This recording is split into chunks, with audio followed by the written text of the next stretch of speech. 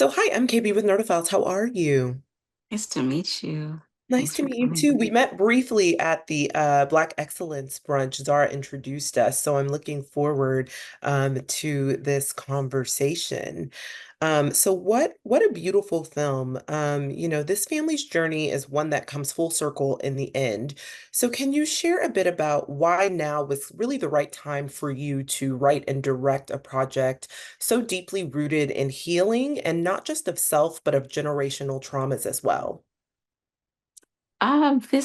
This project is got some life to it. It's old.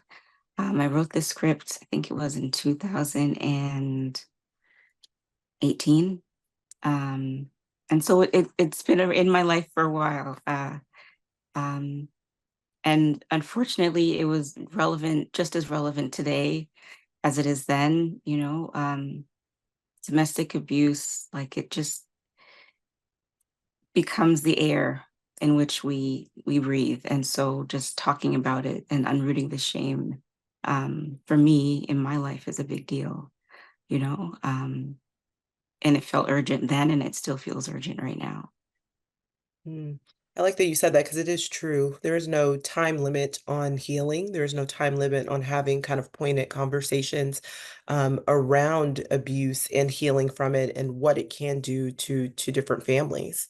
And so just the cast is really so exceptional in this. And, Zara shared with me just a little bit about how you had told her you had a project for her and how this kind of manifested. But in terms of just casting the other actors in the film, how involved were you with kind of selecting them as well?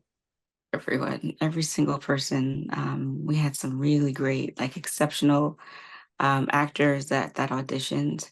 Um, but yeah, but in my mind, it was just like when you're making a film, I feel like you're disrupting the natural order of things in a way, and something just happen. Something just work for whatever for you just you say you're going to do something, you set your mind to it, and things start to come into motion. And so we had like a couple people in mind for a few of the roles, but for roles like Olunike's role as Jean, it was always Olu in my mind. For Zara, I like literally wrote, Zara Tamika, she's named after a good friend of mine in New York right now, another filmmaker. Um, and so yeah, it was just this collection of things that I kept adding into. And so it's an evolution a lot in a lot of ways. Hmm.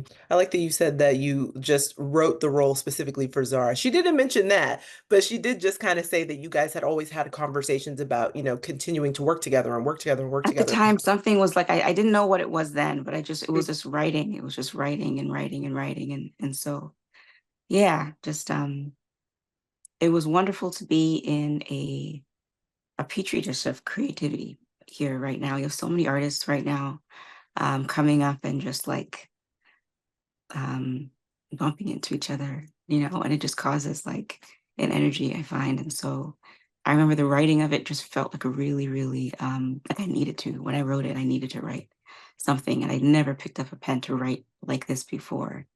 Um, but I'm grateful for the creative like atmosphere that I was in because I had like something to bounce off of. Yeah, and it seems very organic in the way, just based on this conversation that we're having, it seems like everything was aligned and kind of fell into place in the way that it should have. Even though you had said that you worked on this project, you wrote it a while ago, it seems like I think the timing still is the timing that it needed to be, you know? I'm grateful for that. hmm And so, just in kind of crafting this story, what did it teach you about giving yourself more grace in your own life? Because, I find that's really her journey, right? And this story is just about learning how to give herself more grace and forgive herself and, kind of just allow her kids to see different layers of who she is and being okay with that. So, what did that kind of teach you about giving, yourself more grace? I think I'm learning every day. a lot of the themes in this film I'm exploring as we speak still. And so just hearing what folks, just hearing what I've been thinking about, bounce off them, and hear it in different ways and different lights has been illuminating. But I'm constantly learning. I think this film has taught me so many things, and I'm still like, after that it's made.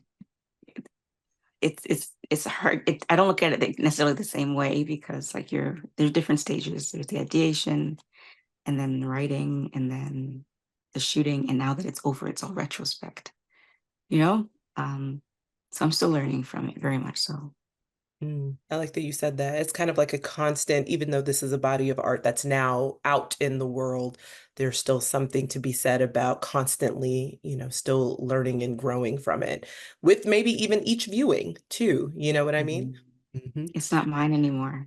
Mm, I like that. I like that a lot. Well, I think that it's a beautiful, beautiful film. It's really lovely to be able to see kind of the evolution of these characters as they kind of go through kind of just go through the healing process in and of itself. I mean, I think life is a journey of healing for all of us in various ways.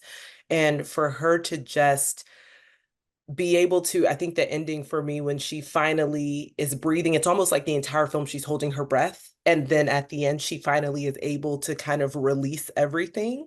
I think that's really, really lovely to see and a great way to conclude it. So I really can't wait for more audiences to see it. And so just thank you so much for taking the time to chat with Nerdophiles. Really appreciate it. Thank you. Have a great day. Thanks. Have a great day.